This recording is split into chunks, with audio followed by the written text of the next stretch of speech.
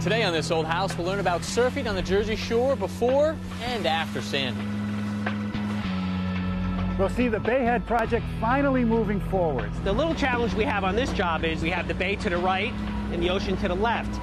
And we have to contend with the tide coming in and out. And we'll show you which one of our project houses is first to cross the finish line. Oh, look at this. It's overwhelming. The power of the water is just amazing, isn't it? What is this community's future? It'll be our house just 10 feet off the ground. Look at that. We don't want to go through this ever again. I'm going to rebuild my entire house. You sound optimistic, but this is not going to be easy. A little bit, which is a really nice look. But they're expecting water to come back, so they want to pick the right materials that can stand up to water. And in this case, for the front stairs and the front porch, they have got a vinyl railing system. They have got some PVC trim board right here. And then for the stair treads, they've got composite decking. Now, on the face of this, the composite decking is finished. But on the side, it is unfinished, so that has to be dressed up a little bit. And here, they chose a picture frame detail. That's this miter right here, and it exposes the finished side and front only, and it's a pretty good look. And we're going to see a lot more of this go down on the back deck. Hey, Brian, how are you? Kevin, how are you? All right, so we have you to thank for our decking material. Can you tell me about what Carlos and Maria chose? Sure, they've chosen a composite material made of wood and plastic, Yeah. about 50% and 50% of both. And to show you, and give you an idea here, we've got high-density polyethylene, which is ground up here. That's your milk jugs, detergent bottles. So we're looking at a lot of recycled things. Oh, here. yeah, 95% recycled content in this product. Milk jugs. What else you got? You've got low-density polyethylene, which is your shopping bags that you would get from the supermarket. A lot of those kicking around. Yeah.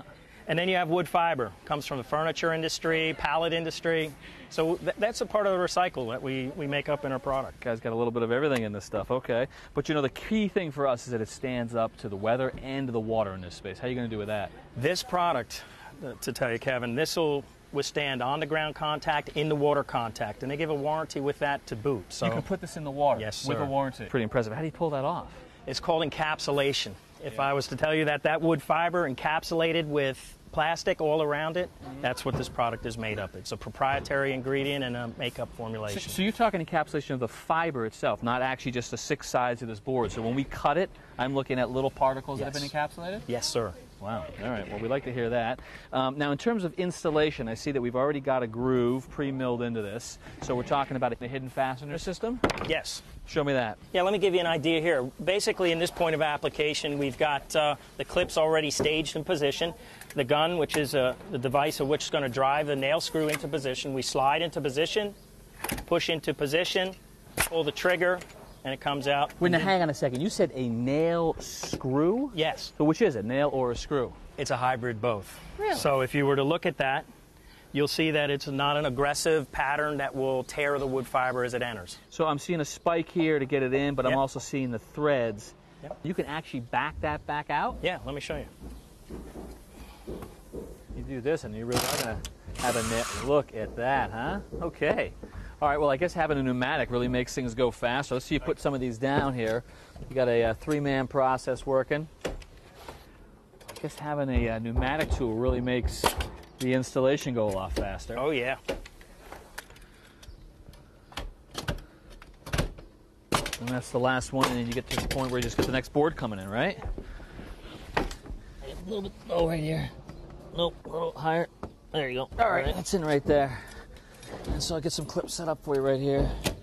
And I guess like any of these clips, they actually offset the boards for you, so you do have that little bit of a spacer. You get a 1/4 of an inch setback already preset from the clip itself.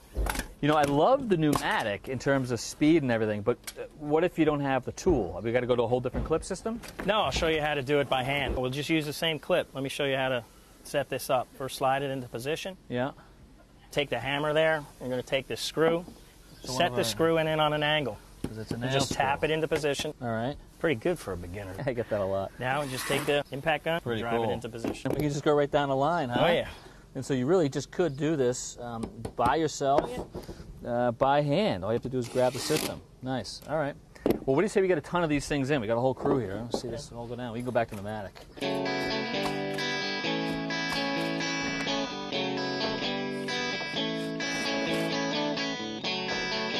So now this is 3/4 inch thick material that we're working with? No, this is actually 1 inch by 5.5 inch actual size. Okay. And then in terms of the joists underneath here, these are pretty close together. This is set at 12 inch on center. However, this product can work on 16 on center and meet code requirements and have minimal deflection. Nice. Okay. Hey, Kevin, we've got to put this perimeter strip. You see how this is offset here? I've got to make a straight line from the other end to this end, so we're going to have to run a chalk line down here. Let me give you the other end of this. If you'd hold this for me, just pull it out. You're gonna cut this scrap away? Yeah. Okay.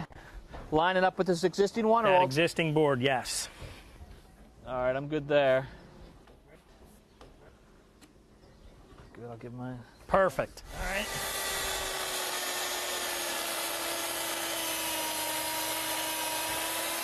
So now we are left with no groove along the side. I don't suspect we've got a hidden fastener that's going to help us here. No, we're going to use the secretive pinch and pop. Ooh, I want to see that. Okay, here's the infamous pinch and pop method. And what I'm doing is I'm basically driving the screw 1/4 inch below the surface. I'm going to pinch the material that's mushroomed up. Yeah. Pinch it almost closed with that. It's almost a self-puttying, Look at that. done. Pretty much disappeared. And sealed? Sealed. Done. Pinch and End of pop. story. Let's do it. Do the next one. Again, drive the screw 1/4 inch below. Pinch. Turn. Now let's start moving down here. Look at that. Now, could you technically do the entire deck with a pinch and pop? Yes. Do the whole deck this way. Face nail everything. Probably a little cheaper. Good. That's good. All right. Give us one last pinch and pop. Real good, Kevin. And then we'll have a look at our handiwork. And wow, Brian looks really good. And so tell me about maintenance. Kevin, low to no maintenance involved here. All you got to do is pressure wash it, clean it once a year, Terrific. Get on with life. All right, well, I appreciate it. Nice Kevin, job. thank you. A beautiful looking deck with the icing on the cake being a railing system over here. Now, this is all composite, so it's going to hold up to the weather. And out front, we actually had a baluster system, but right here, well, check this out. This is a solid plexiglass panel that you're going to be able to see right through. And then it's going to be dressed up on top with more of the decking. Nice wide board that's going to be, well, I guess you'd call this a little cocktail rest. Nice little system.